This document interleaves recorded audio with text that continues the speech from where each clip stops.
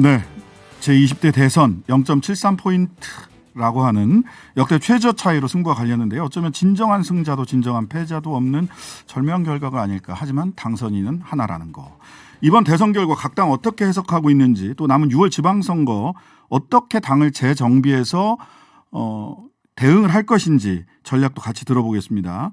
정의당, 민주당, 그리고 국민의힘 차례로 연결해서 들어볼 텐데요. 먼저 정의당 연결합니다. 여영국 당대표님 나와 계시죠? 네, 안녕하세요. 여영국입니다. 네네. 자, 그동안 고생 많이 하셨는데요. 오늘 선거대책본부 해단식 하셨죠? 오후 2시에 하셨던가요? 아니요. 오전 10시. 아, 오전 10시에요. 예. 네.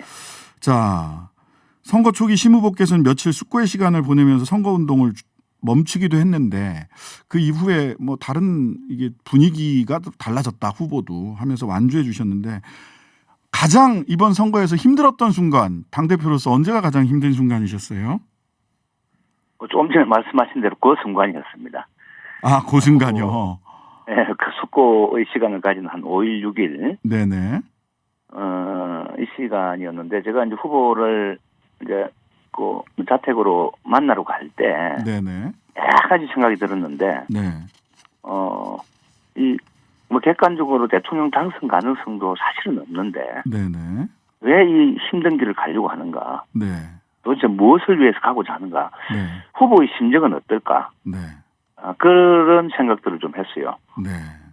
했는데 오히려 그것이 이제 후보 입장에서는 어떤 진보 정치인으로서의 마지막 소임을 다하겠다. 네. 아마 그 각오를 이렇게 좀 다시 다지는 시간이 되었고 결론적으로. 네. 그러나 그 과정은 참 본인도 되게 좀 힘들었고 저도 대표로서 굉장히 힘들었습니다. 네. 자, 아까 마지막 소임을 진보 정치인으로서 마지막 소임을 다하는 대선, 그리고 오늘 해단식에서 백의종군 하겠다. 그리고 네네. 이제 후배들이 좀 더 좋은 후배들이 나왔으면 좋겠다. 이런 얘기를 하셨는데 이 백의종군 이게 무슨 뜻이냐 해석들이 분분합니다. 무슨 뭐 당직을 맡는다든지 네. 또 어떤 뭐 이번 이제 뭐 대선 같은 경우는 사실상 본인이 마지막으로 뭐 이야기했기 때문에 네. 아마 그런 것 같아요. 그런 의미이고 다만 이제 그렇다고 뭐 어떤 진보 정치를 좀 소홀히 한다든지 네. 이런 것이 아니라 오히려 이제 바닥에서부터 다시 이제 이 진보 정치를 더욱더 키우는 네. 그런데 헌신하겠다. 본인이 어떤 뭘 역할을 맡아서 하기보다도 네. 그리고 헌신하겠다. 다시, 예. 네, 후배들을 다시 키워내는 네. 그런 일에 좀 집중하겠다. 뭐 그렇게 좀 받아주시면 될 것 같습니다. 네. 그래서 그 지난번에도 이 숙고의 시간을 가진 이후에 총선 출마에 대해서 차기 총선 출마에 대해서 기자들의 질문이 있었는데 이 부분에 대해서는 뭐 명확한 답을 하지는 않으셨어요. 그래서 이 백의종군의 차기 총선과 관련된 어떤 결단도 같이 포함되어 있는 거냐 이런 추측인데 혹시 들어보셨나요? 아니요, 그거는 전혀 들은 바가 없고요. 네, 알겠습니다.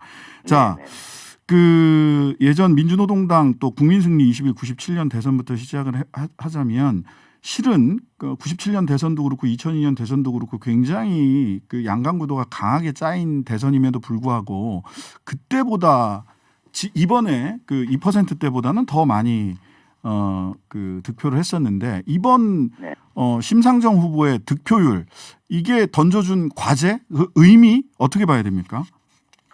우선 뭐 다른 걸 탓하기보다도 네. 우리 뭐 정의당이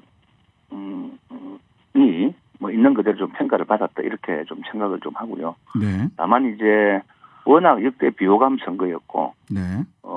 또 이게 진영 간에 정말 이 대립 구도가 심각했지 않습니까? 네. 저는 뭐 그런 점에서 참 정의당 같은 진보 정당 이번 특히 대선판에 네.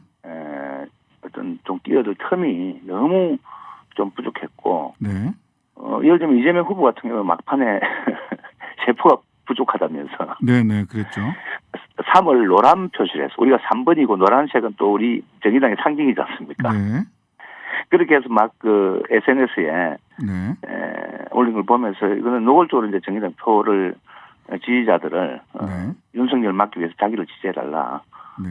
뭐 이런 거였거든. 이 정도로 대결 구도가 심각해서 좀 나온 결과인데 뭐 어쨌든 뭐 가장 근본적인 것은 정의당이 좀 부족해서 그렇다. 저는 네. 그렇게 생각을 합니다.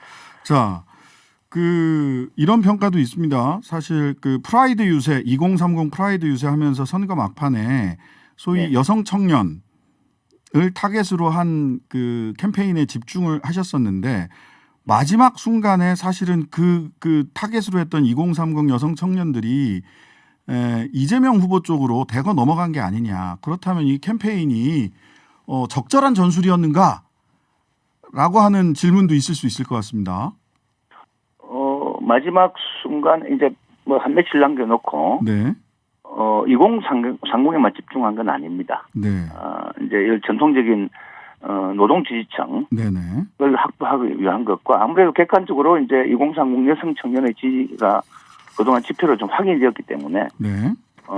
그것을 그대로 유지하고 또 확대하는 네. 뭐 그 전략이었고 네. 아마 이제 그런 것 때문에 결국 이제 막 손목을 자르고 싶은 심정으로 네. 뭐 이 번호를 바꿀 수밖에 없는 네. 뭐 그런 분들이 아마 선거 당일날 그제죠. 네. 후원금이 그냥 막 쏟아졌습니다. 전혀 상상을 못했는데. 뭐 12억 정도 하룻밤새 들어왔다라는 얘기가 있어요. 맞습니까? 네, 12억 몇천만이 들어왔고요. 네네. 지난 2017년 대선 때는 약 4억 가까이 들어왔는데 네네. 훨씬 많이 들어왔죠. 네. 그래서 그런 마음들이 네. 좀 뭐 있는데 워낙 윤석열 후보 또 이준석 대표의 네네. 반여성주의 네. 뭐 이런 게 좀 크게 작동한 게 아닌가. 네네. 좀 이렇게 보면서 되게 좀 안타까운 마음이었습니다. 자, 그래서 이후에 이제 지방선거가 눈앞에 닥쳐 있는데 어쨌든 어떤 계획을 지방선거에 어떤 전략을 가지고 계신지. 예. 우선 우리 당으로서는 이번 대선 기간에 네. 소위 양당이 쳐다보지 않는 사람들의 목소리를 네. 담아내어서 정치를 변화시키는. 그래서 정의당의 정치가 이런 것 하는 것을 분명하게 좀 국민들에게 좀 보여주고요. 네. 그다음 진보 정치의 존재 이유를 분명히 각인은 좀 시켰다고 생각합니다. 네. 이 행보를 지속적으로 좀 해나가고 네. 역시 이번에 대선에 양당 이 진영 구도가 강화됐다시피 네. 6월 지방선거도 뭐 아시다시피 이 선거구 특히 이제 기초 의원 같은 경우는 네. 이제 선거구를 2인으로 막 쪼개기 하는 네. 뭐 이런 걸 통해서 양당 담합 구조를 형성해 왔거든요. 네. 그래서 이미 민주당도 정치 개혁과 이것을 약속을 했고 의총까지 개의를 했지 않습니까? 네네. 그리고 이제 윤석열 당선자도 네. 통합 정치를 강조를 했기 때문에 네. 우선 바로 이제 좀 정치 개혁의 과제에 네. 좀 집중하면서 네. 좀 이 다원적 민주주의, 네. 다당제가 실현될 수 있는 기반을 이번 지방선거에서부터 실현할 수 있는 뭐 그런 방향으로 지방선거를 당장 이제 다음 주부터 준비를 할 계획입니다. 네. 뭐 민주당은 뭐 전체 지도부가 사퇴하고 이런 일들도 있었는데 지금 뭐 지도부 교체라든지 다른 어떤 가시적인 조치 없이 지방선거 준비에 바로 다음 주부터 들어간다. 이렇게 보면 되는 건가요? 네네, 그렇습니다. 네네. 다당제 민주주의 지방자치선거에서부터 실현하겠다라는 말씀까지 들어봤습니다. 감사합니다. 지금까지 여영국 정의당 대표였습니다. 네, 고맙습니다.